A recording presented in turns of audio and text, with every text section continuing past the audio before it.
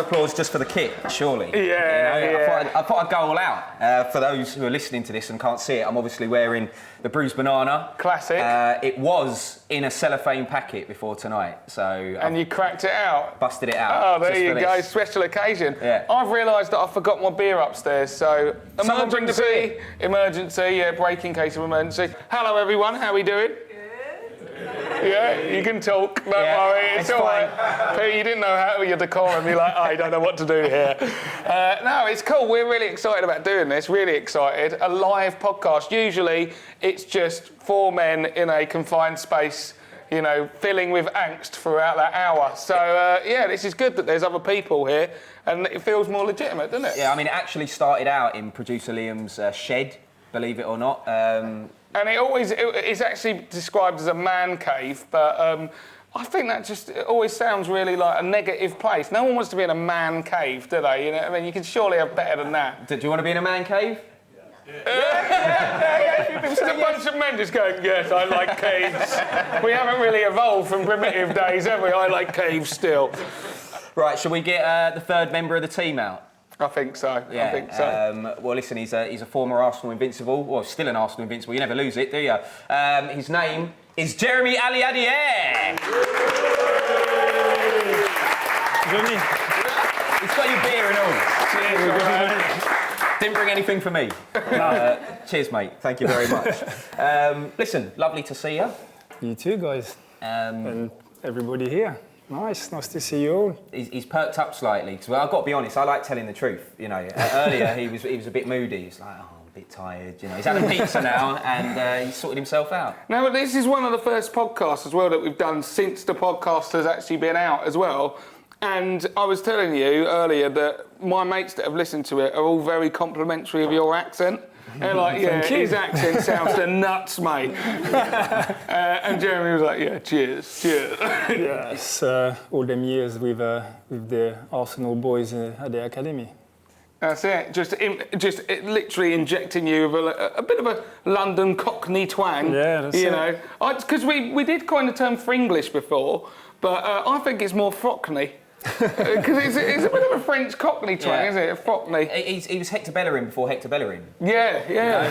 So it's a little bit like that. Right, I think producer Liam's we've got a screen in here, actually, as you can see over there. I mean, it's not the most wonderful thing in the world. You've all got screens in your houses. I'm talking like, you know, we really are in man caves now. But you've got some visuals of Jeremie, right? Yeah. Oh no, not Jeremie. Ooh. So we're going to be talking about nights out. This is our big night out. Okay. First ever big night out. I found some stuff on you two. It's really easy to find stuff on you, but you've had some good nights out, you two. And this is you're really sprung this on us. I need an explanation on this one first. Oh, Johnny Cochrane. That one's not me, thankfully. Oh dear! You look like you're 10. It's because when I don't have my afro, which I tried a couple of times, I look like a cheap Ashley Cole. I just basically I look terrible, and I start getting ID'd into nightclubs. You know what I mean? I thought you were the one on the left crying. Yeah, I mean he's had a tough life. That emoji it's face. Not just you, though. It's not just you. Then what have you done? What's this? Jeez. I mean, that is a great picture. You know, the headband, the silky locks. I'm not even joking. I wish I could still grow my hair like that. It won't go like that now. Have you ever been called a pound shop Harry Styles? No, never, funnily enough. But I'll take it. I don't know who would say something like that to you anyway. I think you look great there, Nick. I thought you was going to call me a pound shop Gendouzi. You know, I thought that you were going to go for that. Harry Styles, interesting choice on an Arsenal podcast, but whatever floats your boat, mate.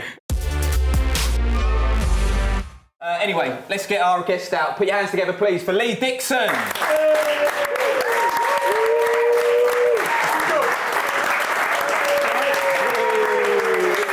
to see you, mate. All right, mate.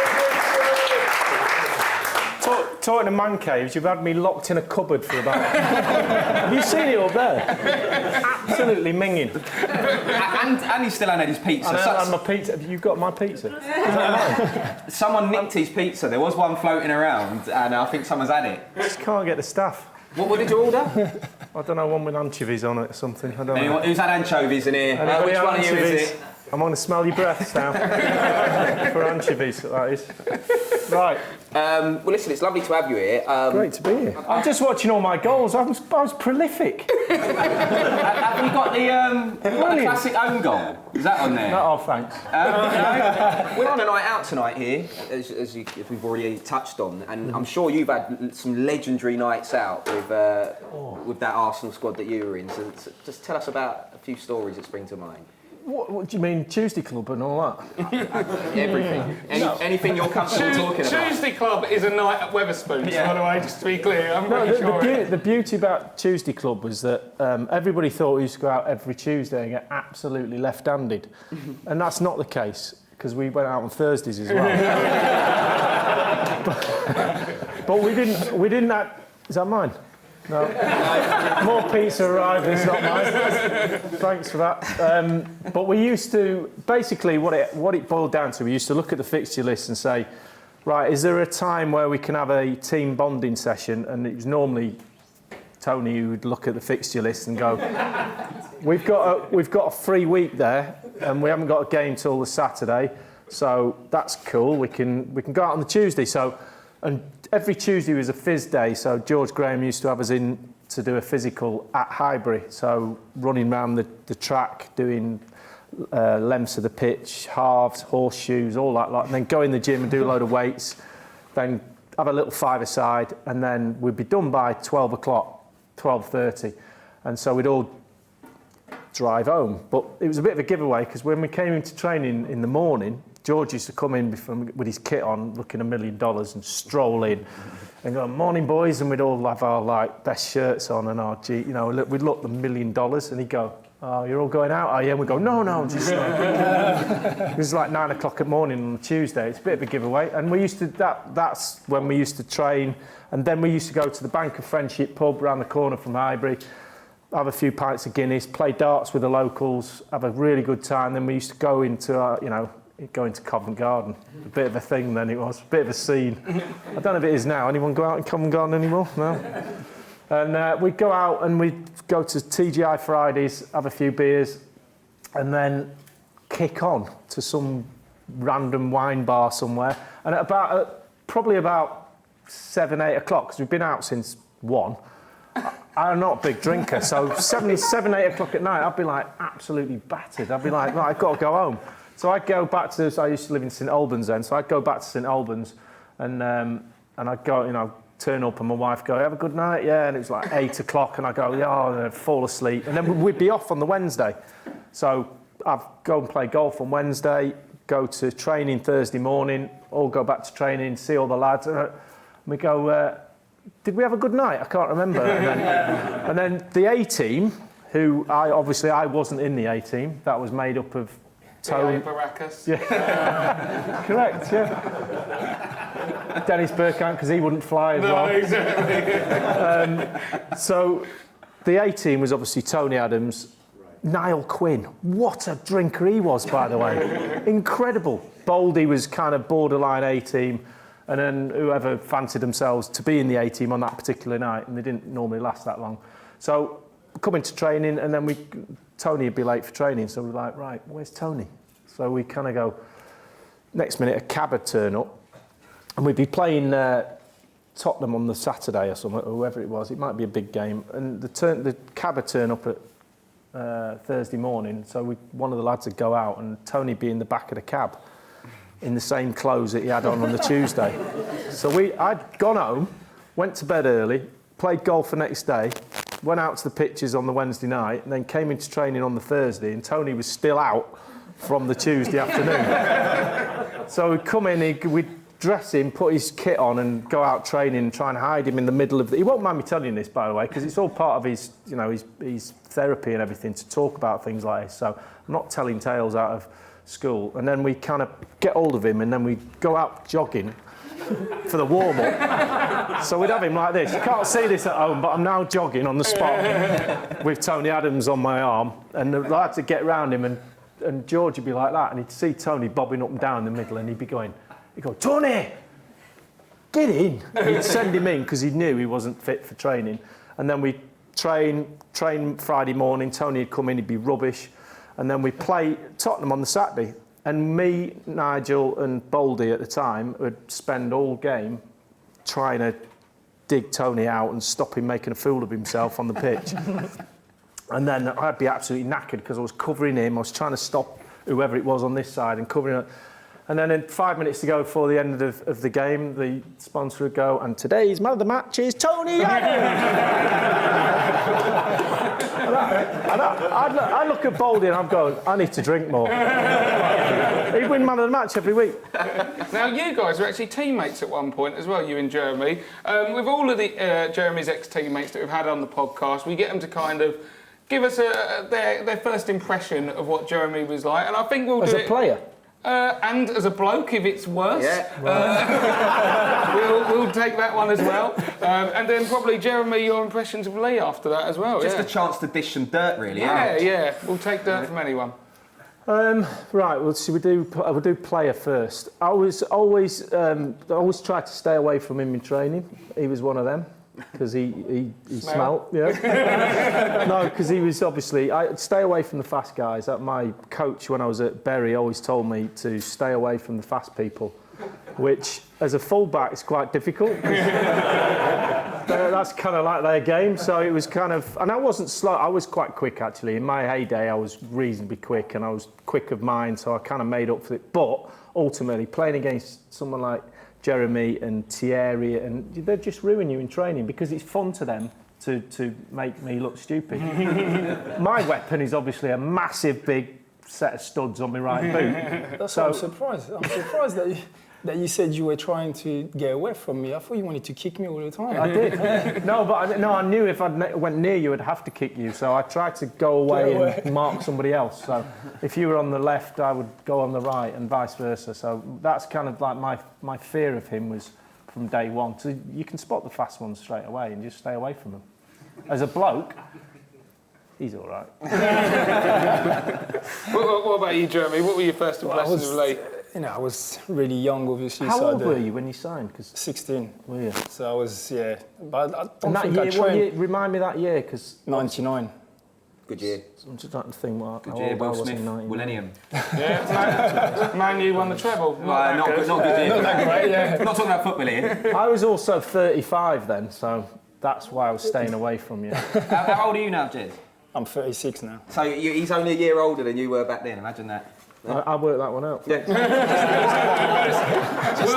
We do your maths, so you don't have to, guys. That's how we roll. In episode 1, you actually mentioned, it's funny you're talking about the kicking. In episode 1, you mentioned that, like, you can remember your first training session vividly, and it was like Keown and Adams screaming at you, and Lee Dixon just kicking you. Yeah, and screaming at me as well. Run the channel, make a run, so he could just, whip it on the side, and then I was 16, so I just shut up and make the run. But though, part of the education of young players when they're coming into a seasoned group. 99, obviously, we'd won an awful lot of stuff. So we were, and as I said, I was 35, Nigel was 35, Tony Adams was 32, 33. So we've got a lot of senior players there. For a young lad to come into that environment is really scary. And Arsene Wenger always says about young players that when they come into a dressing room, they have to make a stance. They have to be heard. Otherwise, you just get completely overtaken by what's in front of you. And what's in front of you is an intimidating environment. You're given no quarter. You come in there and you've got to hit the ground running, and the lads work you out straight away. As soon as your first training session, they go, he can play, he can't play. So if you can play, you're in the group. If you work hard, you're in the group. If you fall down on any of the box ticking, then you're out. And that's how it has. Professional sport is like that. So for a young boy to come into that environment, I've been there myself. I've trod the boards, and it's not easy, and it's terrifying at times. Yeah, I've said it many times before to you guys that I was scared before going to training with them guys, but I've always said as well that growing up with them, with you, Tony and Martin, I've learned so much, and I feel really grateful that I've played for the club at that era, because you see the young player these days, it's not the same, Yeah. How many people have subscribed to the podcast? Okay, all right. Couple of you, which is good. The rest of you, subscribe right now, otherwise we're stopping. But you mentioned, you cleaned Davor Suker's boots. That's something. Yeah, not for long. Yeah, but you still had to do it. I did. Yeah, that was how it was at the time. Every academy player had one or two players where they had to clean their boots after each session. See, those things, all that sort of stuff's changed now, and for the worse, in my book. That education that they get off the pitch as well as young pros puts them in, the respect that they have to have for, or that's kind of ingrained in them to not speak out at certain times, to respect your elders, to go into a... when I was at Burnley and I was the same age as him going into my first pro club, if I walked in the first team dressing room and didn't knock on the door, I literally would get hung up on a peg for an hour. And I'm not saying we go around hanging young boys and girls on a peg, just to point that. Hello. I'm just saying, but there's an education and an understanding from the youngsters that that's how you behave, and you have to earn your respect going into a first team dressing room. It's not like that now. And as I was coming to the end of my career, you could see the change of.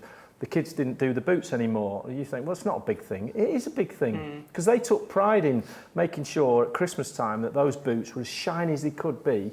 So when you give them to your pro and you go, there's your boots for today, you go, oh, and you get 50 quid off your pro for Christmas to go home to your family. Little things like that are all part of the learning curve that you have to be on in order to be a pro. I think, there's a great saying about hunger drives performance. And I think if you're hungry, and you haven't had your pizza, have you? Exactly. That's what I was hinting at. My performance is dipping, I'll tell you.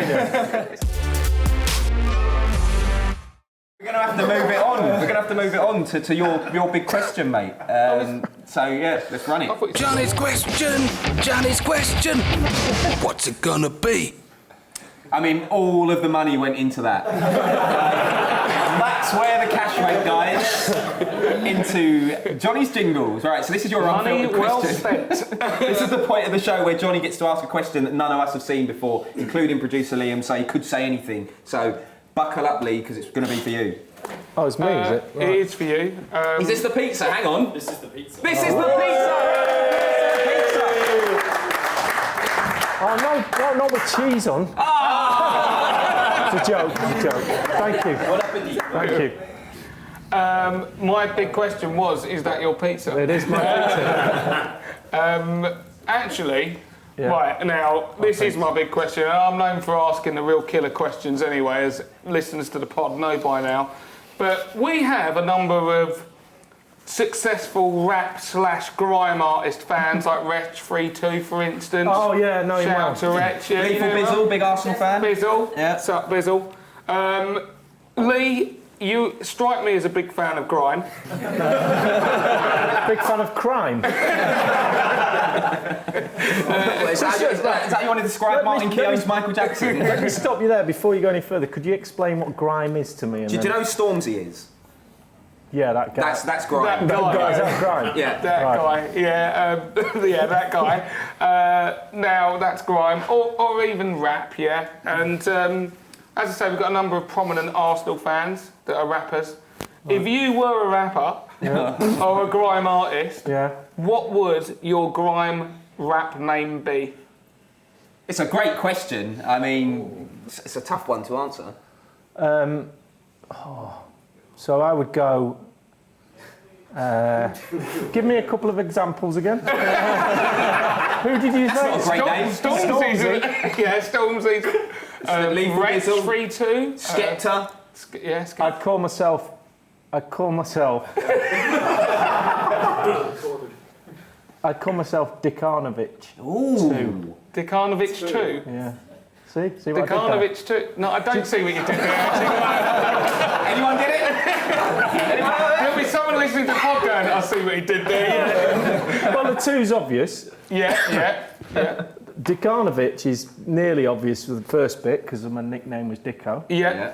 And this is the random bit. Right. Tony Adams calls me Dikanovic and to this day, I have no clue why. So that's good enough for me. Good stuff. Okay, so it's good. I like it. I think it's a successful question there. So, Dikanovic too.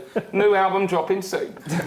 We'll do the voiceover for it. Right, we've got a programme actually. It's not one of the ones that we gave you as a gift, but you can also have this one as well. Oh, brilliant, thanks. On the front of this one, it's a picture of Merson in the legendary kit that I'm wearing right now, but he's got long sleeves. And I've only got the short sleeve one.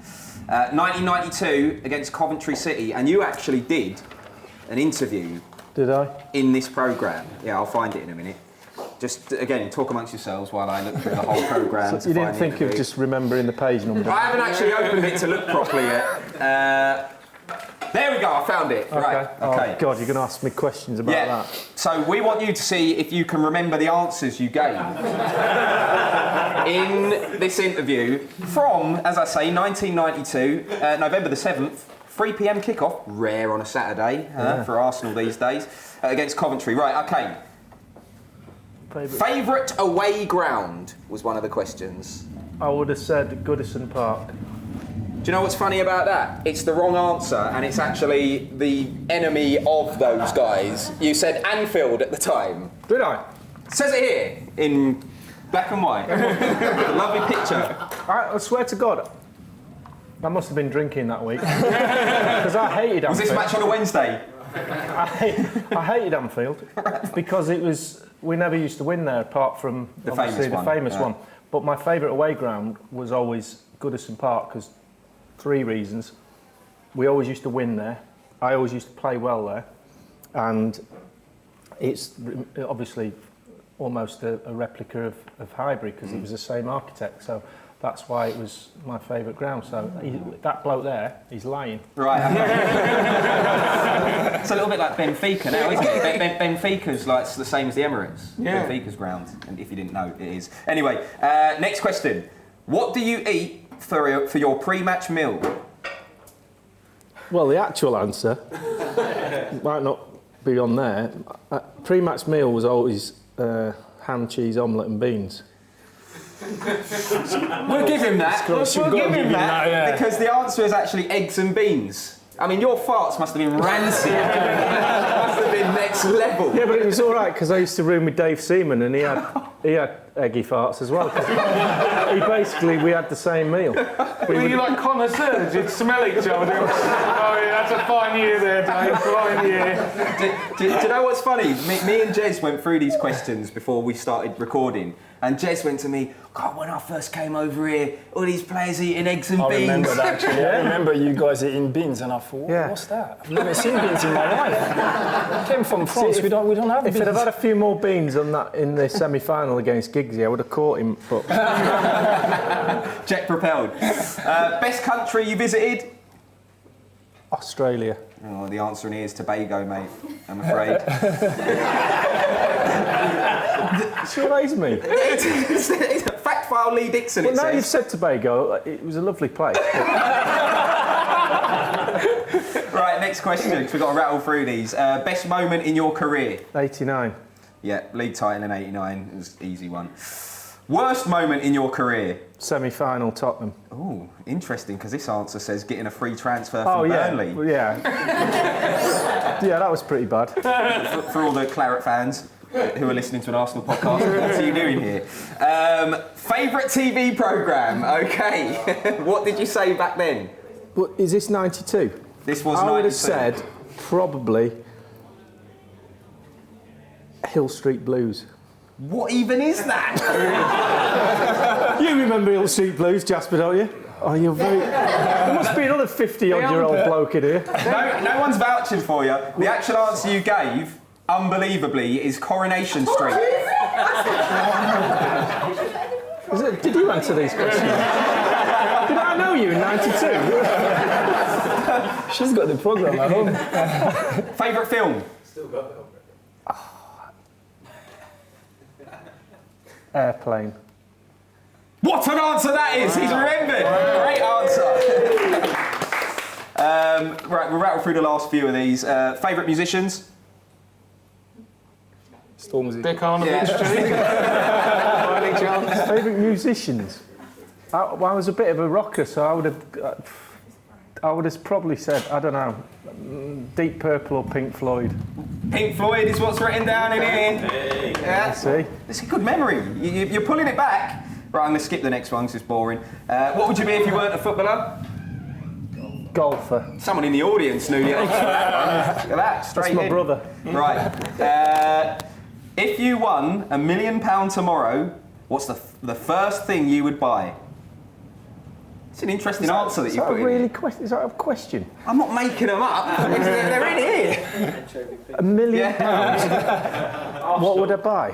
You won't get Arsenal for £1 million, unfortunately. I have no clue what I would have said there. Well, do you want me to tell you? I'd have probably, I don't know, bought a dog sanctuary or something. Okay, that's interestingly not the answer you gave. Well done for trying to act really philanthropic. Yeah, that's right. The answer that Lee actually gave was buy my house off the council. What's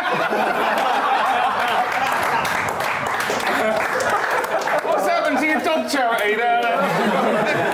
That's not actually, that was actually true. Wow. That was a good section, wasn't it? Really enjoyed that. I'm glad. Right. Actually, I wanted to speak to you about your wife's charity. Actually, something that's really important to you. So just tell us a bit about that. So my wife has, she's been a dancer all her life. Started off ballet, broke her back, and then went into contemporary. And she set a dance company up about 20 years ago. And it's her 20th year this year. So then she's got a charitable side to the dance company that it's called York Dance Project, because her middle name's York. So that's where it comes from. And she, basically this charity now, they create workshops, go into inner city schools and do dance workshops centred around bullying, and get these kids to express themselves in the form of movement and dance, and try and talk them through their problems and issues at school, and use movement as a vehicle for that. And it's been brilliantly received. We do a load of fundraising and Q&As, and we do pies and pundits and dinners and all sorts of stuff to raise money for this, to keep this charity going, because it's the Arts Council is obviously got a million things to fund, so trying to fund projects like this is very difficult. So that's kind of where I come in and try and get my celebrity friends, and I'm always asking favours from them. Can you do this? Can you do that? They're getting sick of me, but I'll just keep plugging away. But thank you for bringing it up, because it's only a small dance company, but she's dancing at the Royal Ballet in May for a second year. They've got a week there. And it's a great dance company with this charitable side that we're all trying to help. So thanks for bringing that up. It's a really good call. And we're going to lose you, unfortunately. But thank you so much for coming on and talking to us about some of these stories. And I'll be looking forward to us three getting the shout for coming down for the charity. Absolutely. Sure. We're like the new diversity. Yeah. Unfortunately, you're not a celebrity, so you can't go and family guest. Very rude. If you like that, check out the next episode.